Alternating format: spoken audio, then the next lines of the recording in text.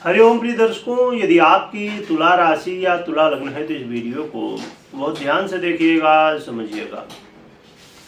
इस वीडियो में हम समझने वाले हैं कि अब 15 दिसंबर से आपको कौन से वो क्षेत्र हैं जहां पर आपको कामयाबी मिलेगी, कौन से वो काम है जहां पर आपको सफलताएं देखने को मिलने वाली हैं और क्यों मिलने वाली हैं, उसके पीछे क्या कारण है और क्या निवारण है, क्या उपाय करने होंगे जिससे आपको सफलताएं मिल सके, जो आपको प्रभाव मिलने हो पूरी तरह मिल सके, ज़्यादा से ज़्यादा प्रभाव मिल सके।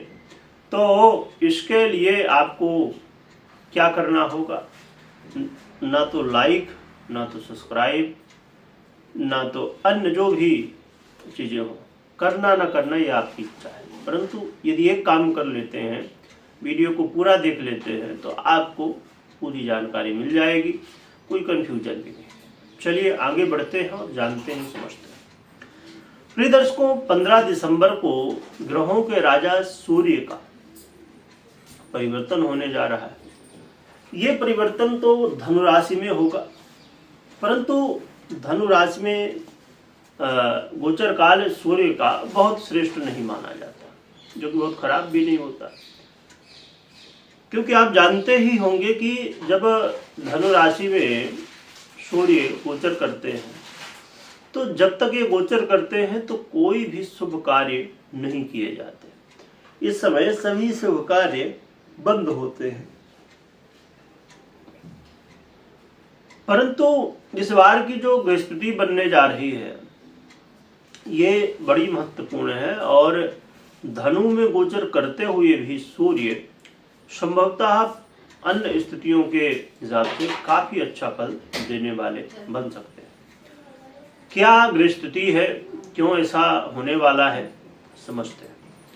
15 दिसंबर को इनका गोचर काल धनु में होना शुरू हो जाएगा, परंतु ये गोचर काल हमेशा की तरह लगभग 1 महीने यानी कि 14 जनवरी तक रहेगा। फिर 14 जनवरी को मकर में चले जाएंगे। इसके साथ मकर संक्रांति भी मनाई जाती है और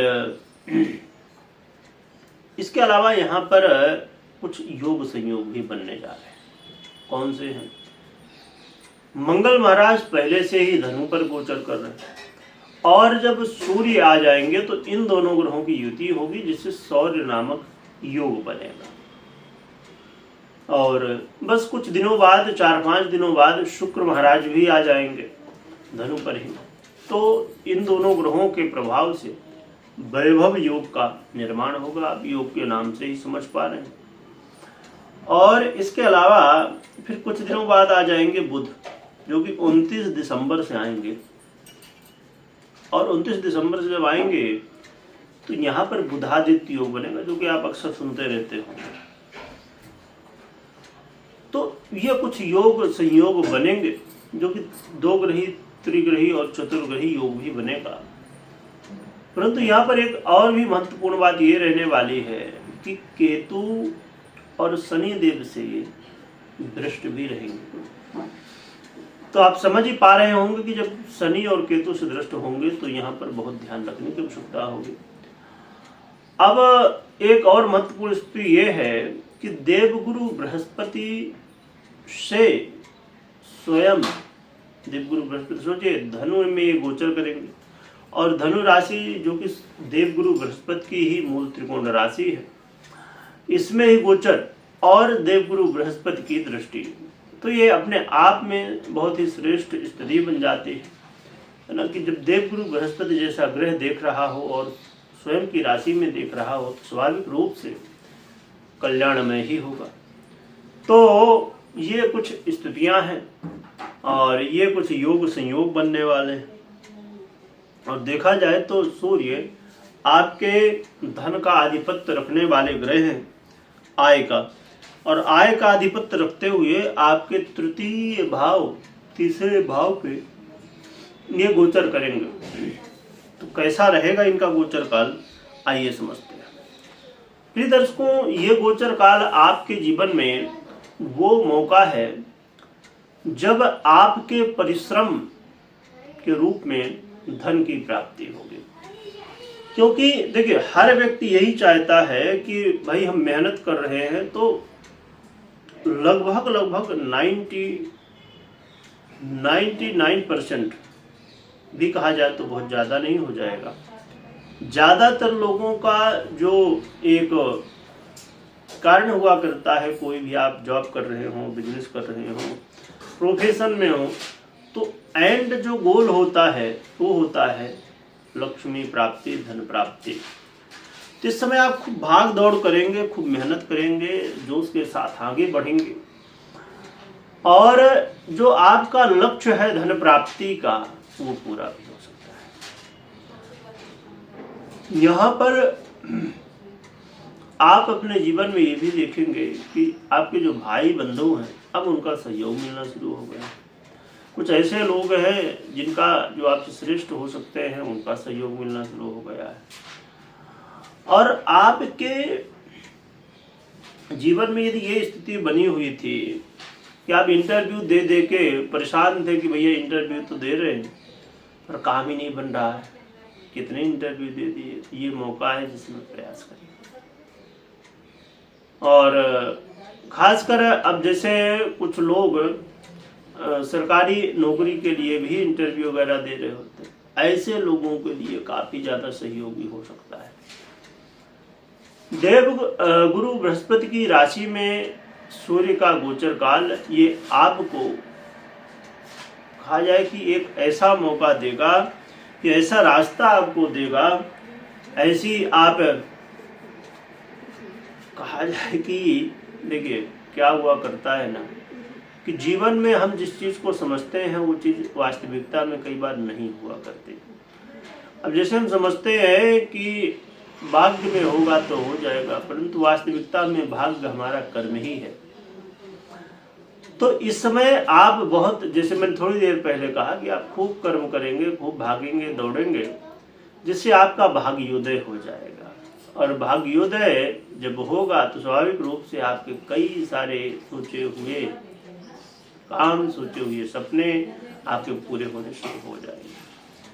पिता के जीवन में, पिता के स्वास्थ्य को लेकर यदि चिंताएं थी वो दूर होंगी, पिता के जीवन में भी खुशहाली आएगी और आपके रिश्तों में भी सुधार की स्थिति बनेगी। और आप ये भी देखेंगे कि कुछ ऐसी कामनाएं, कुछ ऐसी इच्छाएं थी जो कि इस समय अब आके पूरी होने की स्थिति बन गई है।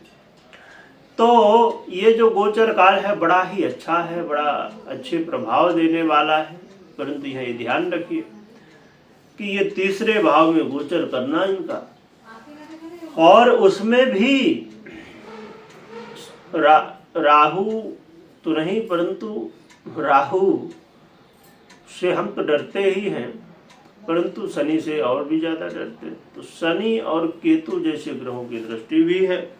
आपको बिल्कुल भी गलत रास्ते में नहीं चलना, सही रास्ते में चलना है, मेहनत करना है, आलस्य नहीं करना है, और खूब जिम्मेदारी के साथ और पूरे इस मनोभाव के साथ कि हमारा भी हित हो परंतु और भी लोगों का हित हो, तो अच्छे तरीके से, और एक वो भावना, जैसे मैंने अभी थोड़ी देर पहले कहा कि सबका हित हो, तो ऐसी भावनाओं के साथ आगे बढ़ते हैं, सत्कर्म करते हैं, मेहनत करते हैं, तो आपके जीवन में इन क्षेत्रों में क्या आपको सफलताएं मिल सकती हैं, कामयाबी मिल सकती है।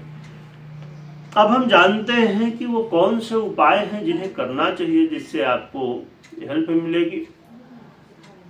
तो आप एक तो पहला उपाय ये कि आप अपने माता पिता का आशीर्वाद लीजिए और भगवान भुवन भास्कर की आराधना करिए, जितना जल्दी प्रातः काल हो सके उठ के और अर्घ्य दीजिए। और यदि आप चाहें तो सूर्य के मंत्रों का जप कर सकते हैं, ओम घृणी सूर्याय नमः, या सूर्य के अन्य मंत्रों का जप कर सकते हैं, तो इससे भी सहयोग देखने को मिलता है, सूर्य के अनुकूल प्रभाव देखने को मिलते हैं। इनमें से जो भी उपाय लगे कर सकते हैं, सभी को कर सकते हैं। और ये जो गोचर काल रहने वाला है, या कोई भी गोचर काल हो, हमेशा मैं कहा करता हूँ कि कभी भी कुछ भी हो, आपको कोई निर्णय लेना है तो अपनी पर्सनल कुंडली विश्लेषण के बाद ही निर्णय लीजिए। मात्र गोचर के आधार पर निर्णय लेने पर कई बार चीजें सही होती हैं, कई बार नहीं होती हैं। तो कमेंट में जयकारा लगाइएगा, खूब स्मरण करिएगा। वीडियो देखने के लिए बहुत बहुत धन्यवाद।